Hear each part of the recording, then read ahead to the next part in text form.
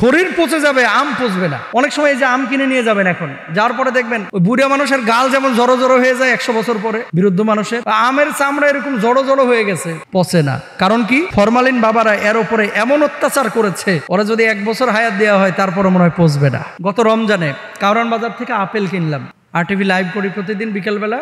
তা আপেল কিনে নিয়ে গিয়ে একটা আপেল ফ্রিজের ওপরে, ফ্রিজের ভেতরে না, থেকে গেছিল। তো আমি হিসাব করে দেখলাম 19 দিন হয়ে গেছে, আপেল পচে না। বাইরে এই গরমের সময় ছোট্ট একটা আপেল 19 দিনেও কি হচ্ছে না, মানে লাশ পচে যাবে, মাগার আপেল পচবে না।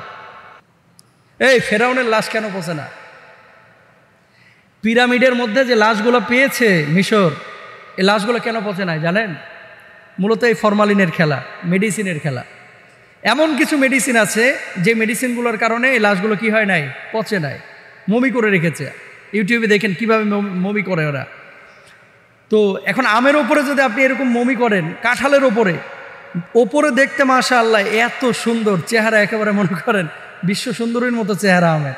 কাঁঠালগুলো দেখতে মনে হয় যে মাশাআল্লাহ কি ফিটফাট, লাথায়া উষ্টায় পিডায় পাকাইছে। এরপরে মনে করেন খুলে ভেতরে দেখতেছেন মেসাকার অবস্থা, সদরঘাট হয়ে রয়েছে। আমি যে কথাটা বলতে যাচ্ছি, একজনকে যদি আপনি গুলি করেন বুকের ওপরে, সে মানুষটা মারা যাবে, তাই না? গুলি করে একজন মানুষকে হত্যা করা যেমন অপরাধ, ফরমালিন দেওয়ার কারণে কিডনি ডিজিজ হয়, হার্টে ব্লক হয়, ক্যান্সার হয়। তার মানে ওই ডাকাত গুলি করে মানুষকে হত্যা করতেছে, আর এই ফরমালিন বাবা, যে ব্যক্তি ব্যবসায়ী ফরমালিন দিয়ে এই পণ্যগুলোকে নষ্ট করতেছে, এরা কুড়ে কুড়ে ধীরে ধীরে মানুষকে ধ্বংস করতেছে। এই সমস্ত ফরমালিন যারা দেয়, এরা কিয়ামতের ময়দানে কি হিসেবে উঠবে জানেন? বুঝেন নাই কথা। এখন ক্যান্সার বাড়ছে না কমছে? বাড়ছে। শারীরিক রোগ এটা বেড়েছে না কমেছে? বেড়েছে।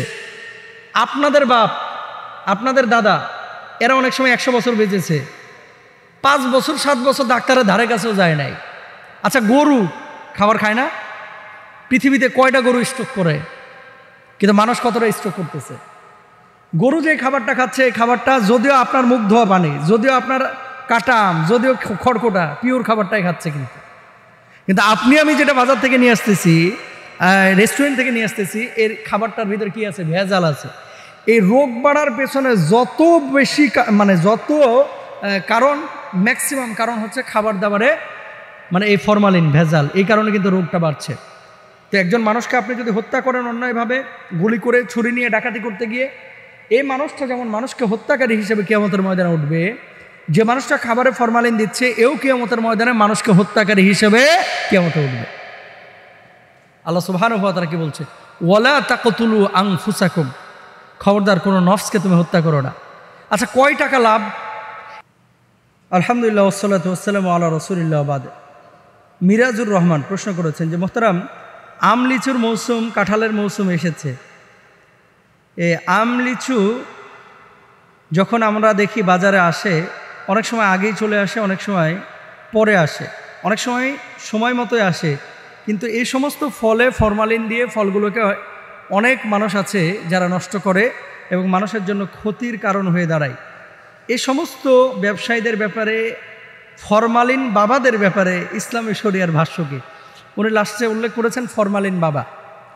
আমি জানি না ফরমালিন বাবা বলতে কাদেরকে মেনশন করেছেন, তবে বাস্তব কথাটা এই যে আম, রাজশাহীতে পারমিশন হয়েছে মনে হয় 2 দিন আগে, আর ফুলফিল পারমিশন আজকে থেকে, সম্ভবত 25 তারিখ না, আজকে 24 তারিখ, 25 তারিখ থেকে ফুলফিল পারমিশন রাজশাহীতে দিয়েছে। তো সাতক্ষীরাতে মনে করেন আরও 15 দিন আগে দেওয়া হয়েছে, কারণ আগে ফলন হয়েছে। কিছু ব্যবসায়ী কি করে, এর আগে লোভ সামলাইতে পারে না যে একটু আগে ভাগে নিলে দামটা ভালো পাওয়া যাবে। এই লোভটার কারণে, শুনেন, হারাম খায় কখনো ভাই আরামে থাকা যায় না। হারামকে আরামে থাকা যায় না। আপনি হয়তো 150 টাকা কেজি আম বিক্রি করলেন ফরমালিন দিয়ে, এই 150 টাকা করে আপনি প্রতি কেজিতে 50 টাকা লাভ করেছেন। এই 50 টাকা দেখবেন ডাক্তারের পেছনে ঘুরতে ঘুরতে শেষ। আপনি বলবেন যে হুজুর কিভাবে? শান্তি সুখ আসে কোথা থেকে? আল্লাহর পক্ষ থেকে। তা আপনি যখন এভাবে হারাম খাবেন, হারাম খেয়ে আপনি আরামে থাকবেন, এটা মাথা থেকে ফেলে দেন, সম্ভব না ভাই, আপনি লিখে নিয়ে যান। সুতরাং ফরমালিন যারা দেয়, এরা সমাজের দুশ্মন, এরা ইসলামের দুশ্মন, এরা মানুষের মনুষ্যত্বের দুশ্মন। আল্লাহ সুবহানাহু ওয়া তাআলা রাসূল কি বলছেন খেয়াল করেন, তাজিরুস সাদুকুল আমিনু মান নাবিয়্যিনা ওয়াস সিদ্দীকিনা ওয়াস শুহাদা ওয়াস সালিহিন।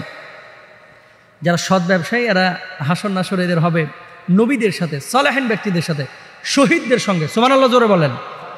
আর যারা খারাপ ব্যবসায়ী এদের এদের এই হাসর হবে কাদের সাথে? কাফের বেঈমানদের সাথে।